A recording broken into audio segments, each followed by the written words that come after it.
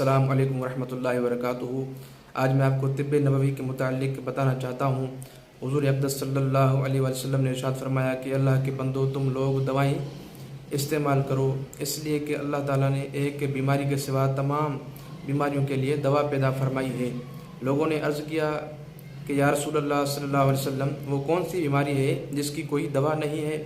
آپ صلی اللہ علیہ وسلم نے ارشاد فرمایا کہ وہ بڑھاپا ہے۔ حضرت عبداللہ بن عباس رضی اللہ تعالی عنہما نے روایت کی ہے کہ حضور صلی اللہ علیہ وسلم نے فرمایا کہ تم لوگ جن جن طریقوں سے علاج کرتے ہو، ان میں سب سے بہتر 4 طریقہ علاج ہیں۔ سعود ناک کے ذریعہ دوا چڑھانا، لدود منہ کی کسی ایک جانب سے دوا پلانا، حجامہ کسی عضو پر پچنا لگا کر خون نکلوا دینا، مشی جلاب لینا۔ بعض دوائیں جو خود حضور صلی اللہ علیہ وسلم نے استعمال فرمائی ہیں، اور بعض دواؤں کے اوصاف اور ان کے فوائد سے اپنی امت کو آگاہ فرمایا ہے، تو میں ان کے متعلق آپ کو بتانا چاہتا ہوں۔ عصمت کا سرما، حضور اکرم صلی اللہ علیہ وسلم نے اس کے بارے میں ارشاد فرمایا، آقا علیہ الصلوۃ والسلام نے فرمایا کہ تم لوگ عصمت کا سرما استعمال کرو، عصمت کو استعمال میں رکھو، یہ نگاہ کو تیز کرتا ہے اور پل کے بال اگاتا ہے۔ حضرت عبداللہ بن عباس رضی اللہ تعالی عنہما کا بیان ہے کہ حضور اقدس صلی اللہ علیہ وسلم کے پاس ایک سرما دانی تھی جس میں عصمت کا سرما رہتا تھا، اور آپ صلی اللہ علیہ وسلم سونے سے پہلے ہر رات 3 سلائی دونوں آنکھوں میں لگایا کرتے تھے۔ حنا یہ مہندی ہے، حضور صلی اللہ علیہ وسلم کے کوئی پھنسی نکلتی یا کانٹا چبھ جاتا تو آپ صلی اللہ علیہ وسلم اس پر مہندی رکھ دیا کرتے تھے۔ الحبۃ السوداء یعنی کلونجی، اس کے متعلق نبی کریم صلی اللہ علیہ وسلم نے ارشاد فرمایا کہ اس کے استعمال کو لازم پکڑو، کیونکہ اس میں موت کے سوا سب بیماریوں سے شفا ہے۔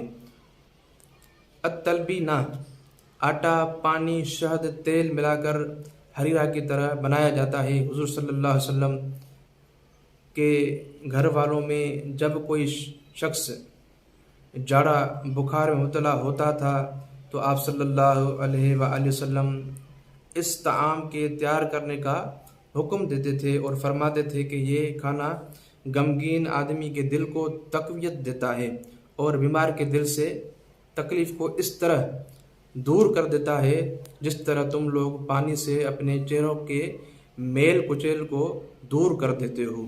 العسل، شہد، حضور صلی اللہ علیہ وآلہ وسلم کی خدمت میں ایک شخص نے آ کر شکایت کی کہ اس کے بھائی کو دست آ رہے ہیں۔ آپ صلی اللہ علیہ وآلہ وسلم نے فرمایا کہ اس کو شہد پلاؤ۔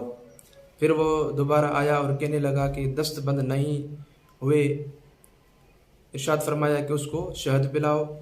پھر وہ تیسری بار آ کر کہنے لگا کہ دست کا سلسلہ جاری ہے۔ آپ صلی اللہ علیہ وسلم نے پھر شہد پلانے کا حکم دیا۔ اس نے کہا کہ یہ علاج تو میں کر چکا ہوں۔ آپ صلی اللہ علیہ وسلم نے ارشاد فرمایا کہ اللہ تعالیٰ سچا ہے اور تیرے بھائی کا پیٹ جھوٹا ہے، اس کو شہد پلاؤ۔ اس نے جا کر شہد پلایا تو وہ شفا یاب ہو گیا۔ حضور اقدس صلی اللہ علیہ وسلم نے ارشاد فرمایا کہ جو شخص ہر مہینہ میں 3 دن صبح کے وقت شہد چاٹ لیا کرے، اس کو کوئی بڑی بلا نہ پہنچے گی۔ آپ صلی اللہ علیہ وسلم نے یہ بھی ارشاد فرمایا کہ 2 شفاؤں کو لازم پکڑو، ایک شہد، دوسری قرآن شریف، ان دونوں کو لازم پکڑو۔ خل و سرکہ کو کہتے ہیں، اور حضور صلی اللہ علیہ وسلم نے فرمایا کہ بہترین سالن سرکہ ہے، اور نبی کریم صلی اللہ علیہ وسلم نے فرمایا، آقا علیہ الصلوۃ والسلام نے فرمایا کہ یہ بہترین سالن ہے، اور آقا علیہ الصلوۃ والسلام نے اللہ تعالیٰ کی بارگاہ میں یہ دعا کی، اے اللہ عز و جل سرکہ میں برکت عطا فرما، کیونکہ یہ انبیاء علیہم السلام کا سالن ہے، اور جس گھر میں سرکہ ہوگا وہ گھر کبھی محتاج نہیں ہوگا۔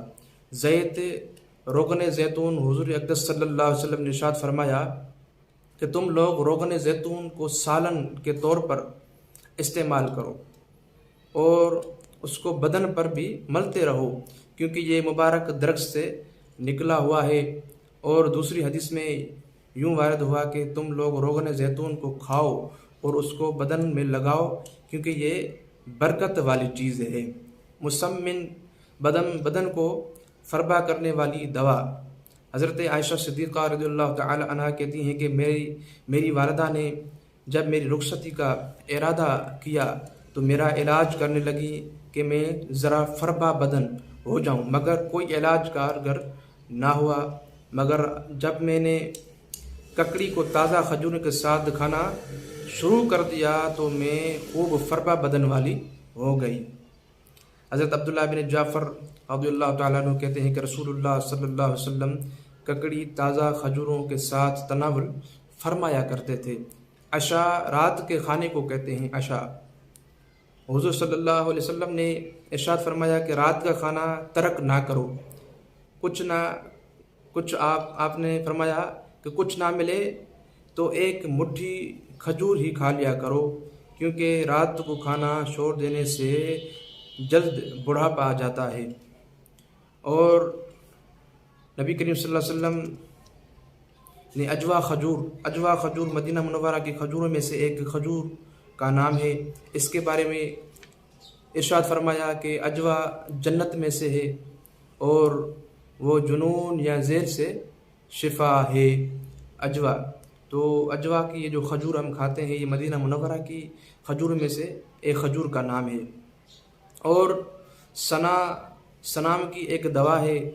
حضرت اسماء بنت امیس رضی اللہ تعالی عنہا سے حضور صلی اللہ علیہ وسلم نے دریافت فرمایا کہ تم کس دوا سے جلاب لیتی ہو؟ تو انہوں نے عرض کیا کہ شبرم سے۔ آپ صلی اللہ علیہ وسلم نے فرمایا یہ تو بہت ہی گرم دوا ہے۔ پھر آپ صلی اللہ علیہ وسلم نے اس کو سنا کا جلاب لینے کے لیے حکم فرمایا اور ارشاد فرمایا کہ اگر موت سے شفا دینے والی کوئی چیز ہوتی تو وہ سنا ہے۔ سنوت اس کے معنی میں شارحین حدیث کا اختلاف ہے، مگر اطباء نے ایک خاص تفسیر کو ترجیح دی ہے، یعنی وہ شہد جو گھی کے برتن میں رکھا گیا ہو اور اس میں گھی کے کچھ اثرات پہنچ گئے ہوں۔ حضور صلی اللہ علیہ وسلم نے ارشاد فرمایا کہ تم لوگ سنا اور سنوت کو استعمال کرتے رہو کہ ان دونوں میں موت کے سوا تمام امراض سے شفا ہے۔ اور نبی کریم صلی اللہ علیہ وسلم نے ارشاد فرمایا کہ اللہ تعالیٰ نے بیماری بھی اتاری ہے اور دوا بھی بنا دی ہے، لہٰذا تم لوگ دوا کرو مگر حرام چیز سے دوا علاج مت کرو، یعنی جو حرام چیزیں ہیں ان سے علاج مت کرو۔ حضرت سوید بن طارق رضی اللہ تعالیٰ عنہ نے حضور علیہ الصلاۃ والسلام سے شراب کے بارے میں دریافت کیا تو آپ صلی اللہ علیہ وسلم نے اس کے استعمال سے منع فرمایا۔ پھر دوبارہ پوچھا تو آپ صلی اللہ علیہ وسلم نے منع فرمایا، آقا علیہ الصلاۃ والسلام نے انہیں منع فرمایا۔ تیسری بار انہوں نے عرض کیا یا نبی اللہ عز و جل صلی اللہ علیہ وسلم یہ تو دوا ہے۔ آپ صلی اللہ علیہ وسلم نے ارشاد فرمایا کہ نہیں، یہ بیماری ہے، یہ دوا نہیں ہے، یہ جو شراب ہے یہ بیماری ہے۔ حضرت سہل بن سعد ساعدی رضی اللہ تعالیٰ عنہ کہتے ہیں کہ یہ زخموں کا علاج ان کے متعلق وہ کہتے ہیں کہ جنگ احد کے دن حضور صلی اللہ علیہ وسلم کے دندان مبارک شہید ہو گئے اور لوہے کی ٹوپی آپ صلی اللہ علیہ وسلم کے سر اقدس پر توڑ ڈالی گئی تو حضرت فاطمہ رضی اللہ تعالیٰ عنہا چہرہ انور سے خون دھو رہی تھی اور حضرت علی رضی اللہ تعالیٰ عنہ ڈھال میں پانی رکھ کر زخم پر بہا رہے تھے، لیکن جب خون بہنے کا سلسلہ بڑھتا ہی رہا تو حضرت فاطمہ رضی اللہ تعالیٰ عنہا نے کھجور کی چٹائی کا ایک ٹکڑا لیا اور اس کو جلا کر راکھ بنا ڈالا اور پھر اسی راکھ کو زخموں پر چپکا دیا تو خون بہنا بند ہو گیا۔ اور ایک شخص نے نبی کریم صلی اللہ علیہ وسلم کے روبرو بخار کو گالی دی تو آپ صلی اللہ علیہ وسلم نے ارشاد فرمایا کہ تم بخار کو گالی مت دو، بخار کی بیماری مریض کے گناہوں کو اس طرح دور کر دیتی ہے جس طرح لوہے کے میل کو آگ دور کر دیتی ہے۔ بخار کا علاج حضور صلی اللہ علیہ وسلم نے ارشاد فرمایا کہ بخار جہنم کی جوش مارنے سے ہے، لہذا تم لوگ اس کو پانی سے ٹھنڈا کرو، یعنی پانی پلا کر اور غسل کرا کر پانی سے اس کو ٹھنڈا کرو۔ اور بخار کا یہ جو علاج ہے، اس کے متعلق مزید میں آپ کو ذہن نشین کروانا چاہتا ہوں۔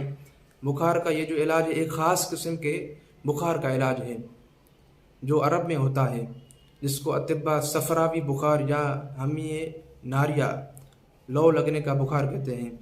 یہ ہر قسم کے بخار کا علاج نہیں ہے، اس لیے ہر قسم کے بخاروں میں یہ علاج کامیاب نہیں ہو سکتا، لہٰذا کسی طبیب حاذق کے سے اچھی طرح بخار کی تشخیص کرا لینے کے بعد ہی اس کا علاج کروانا چاہیے۔